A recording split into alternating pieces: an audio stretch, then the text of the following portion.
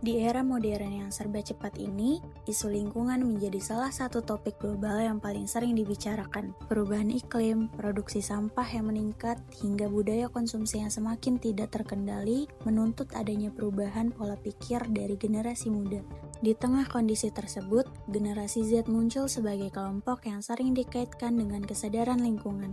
Mereka tumbuh bersama teknologi, terhubung dengan berbagai gerakan sosial, serta terbiasa melihat kampanye berkelanjutan di media sosial dan platform digital lainnya. Namun, sebuah pertanyaan besar muncul. Apakah kepedulian Gen Z terhadap lingkungan benar-benar tercermin dalam perilaku konsumsi sehari-hari? Atau apakah sebagian dari mereka hanya mengikuti tren tanpa benar-benar memahami esensinya? Fenomena ini semakin menarik ketika berbagai data menunjukkan adanya kontradiksi. Di satu sisi, mayoritas Gen Z menolak pemborosan sumber daya alam dan menyatakan diri peduli pada lingkungan. Namun di sisi lain, sebagian dari mereka masih mempertimbangkan harga, kenyamanan, dan tren ketika membeli produk. Sementara itu, meningkatnya iklan dan kampanye ramah lingkungan memunculkan reaksi beragam. Sebagian menerima, sebagian skeptis, dan sebagian lagi menganggapnya sebagai bentuk greenwashing. Untuk memahami lebih jauh bagaimana Gen Z memaknai keberlanjutan, bagaimana mereka merespon komunikasi hijau, dan bagaimana mereka membuat keputusan pembelian produk ramah lingkungan, para narasumber akan menjelaskan temuan-temuan dari diskusi kelompok dan hasil survei yang telah dilakukan. Melalui sudut pandang narasumber, kita akan melihat potret perilaku konsumen Gen Z yang tidak hanya kompleks, tetapi juga penuh dinamika antara idealisme dan realitas. Inilah Green Insight, memahami pola pikir dan perilaku konsumen Gen Z dalam konsumsi hijau.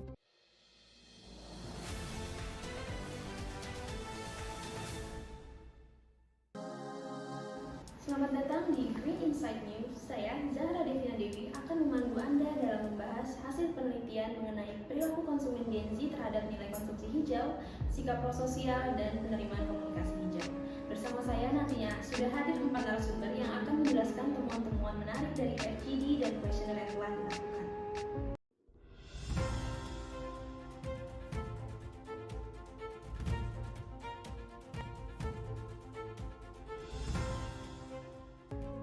Baik, sekarang saya sudah dengan 4 narasumber kami di sini. Sebelumnya, apakah boleh diperkenalkan nama dan juga usianya? Halo, perkenalkan, nama saya Najla Akila, umur saya 20 tahun. Halo, nama saya Najla Fauzia, umur saya 21 tahun. Nama saya Wirahmatullah, umur saya sekarang 20 tahun. Nama saya Asmahali, saat ini umur saya 20 tahun. Jadi langsung saja ya kita ke pertanyaan pertama. Mas Asmal dulu kali ya, yang paling ujung sana, boleh. Pertanyaannya itu perilaku pembelian produk hijau dan peran harga nih. Menurut Mas Asma, bagaimana Gen Z memutuskan untuk membeli atau tidak membeli produk ramah lingkungan?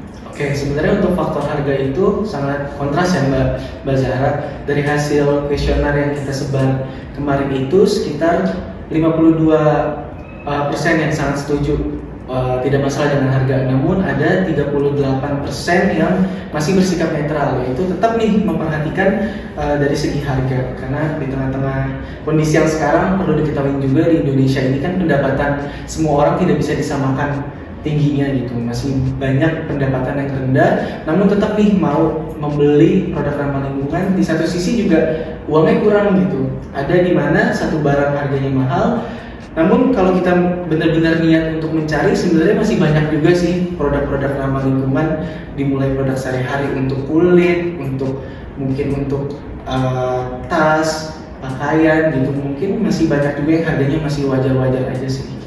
Bener banget sih, emang kalau misalnya Gen Z itu biasanya terbatas gitu ya, apalagi sebagai kita para mahasiswa ya. Terus kita lanjut aja kali ya untuk pertanyaan kedua. Selanjutnya pertanyaan untuk Mas Abi ini ya. Kita lanjut ke aspek komunikasi hijau. Menurut Mas Abi, sebagian Gen Z masih sulit berpengaruh oleh iklan produk ramah lingkungan. Nah, itu kenapa?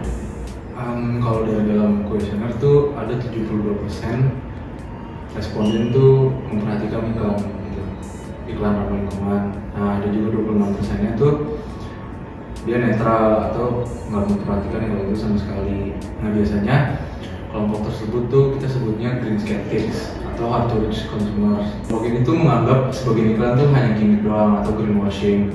Mereka lebih tertarik pada manfaat fungsional seperti kualitas, performa, dan harga. Nah, kalau misalnya dari FGD, Dari FGD itu menunjukkan bahwa Gen Z baru percaya pada komunikasi hijau jika pesannya relevan, jujur dan meyakinkan. Dan biasanya tuh yang paling mereka dengarkan adalah influencer tuh. Biasanya influencer yang otentik dan selaras dengan laporan Indonesia Gen Z Report.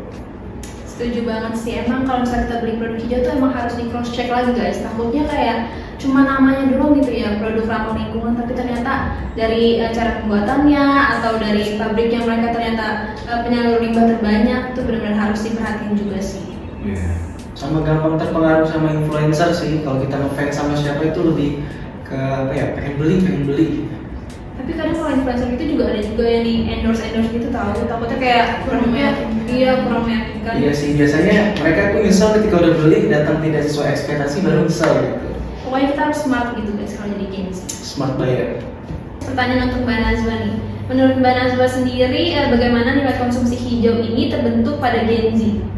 Jadi nilai konsumsi hijau terbentuk di Gen Z ini tergantung sama prososial diri mereka sendiri. Mereka itu mempertimbangkan kayak mana nih produk yang ramah lingkungan, mana juga yang itu tidak baik buat lingkungan gitu. Itu terlihat jelas dari data kuesionernya. Jadi 100% itu mereka setuju bahwa baik untuk menggunakan produk yang ramah lingkungan gitu. Tetapi bukan berarti dengan adanya data yang 100% itu setuju, mereka tetap menggunakan atau bahkan beralih dari barang-barang yang mungkin tidak ramah lingkungan menjadi ramah lingkungan. Mereka tetap mempertimbangkan dari entah harganya atau di balik pembuatannya itu mereka mungkin masih banyak mempertimbangkan itu. Dan ini terjadi di saya juga, kayak saya setuju banget sama produk-produk ramah lingkungan dan emang sebaiknya harus menggunakan produk ramah lingkungan ini kan untuk lingkungan kita, tetapi nggak selalu membeli produk yang ramah lingkungan gitu. Jadi emang masih banyak pertimbangannya gitu. Betul banget, saya setuju juga dengan Mbak Nazwa.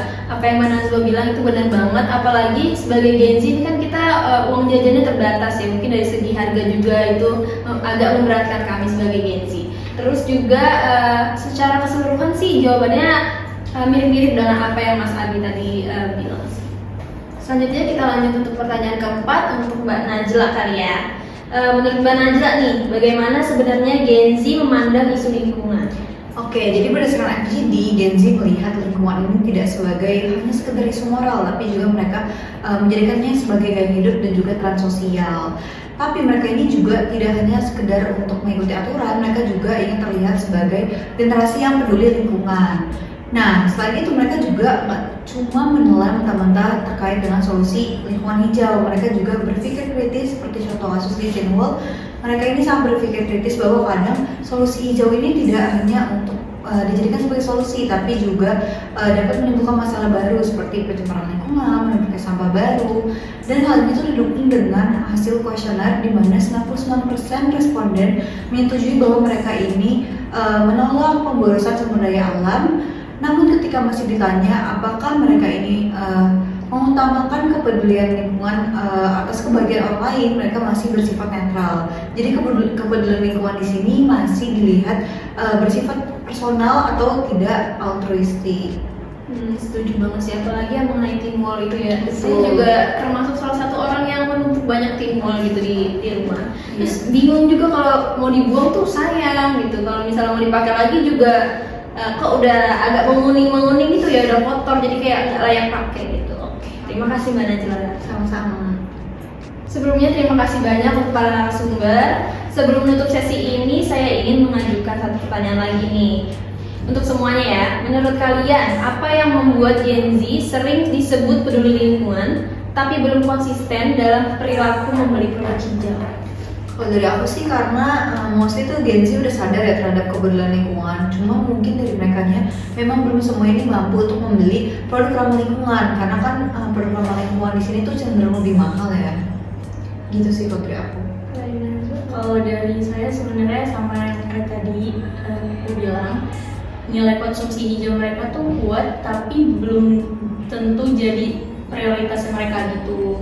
Terus, kalau dari Mas Abi? Kalau dari saya sih komunikasi hijau tuh belum efektif ya untuk semua segmen. masih banyak orang tuh skeptis gitu. Kalau dari Mas Asma gimana? Kalau menurut saya mungkin dari segi ekonominya mereka masih mempertimbangkan soal harga dan benar-benar kegunaan produknya itu manfaat gak sih buat dirinya sendiri gitu. Oke, kita sudah berada di ujung acara. Terima kasih banyak kepada narasumber atas waktunya. Baik, dari hasil diskusi hari ini dapat disimpulkan bahwa Gen Z adalah generasi yang kritis dan peduli lingkungan, tetapi keputusan konsumsi mereka dipengaruhi oleh nilai guna, kepercayaan terhadap informasi, dan tentu saja harga. Demikian laporan Green Insight News hari ini. Kepada narasumber dan kepada Anda yang sudah menyaksikan, kami ucapkan terima kasih dan sampai jumpa.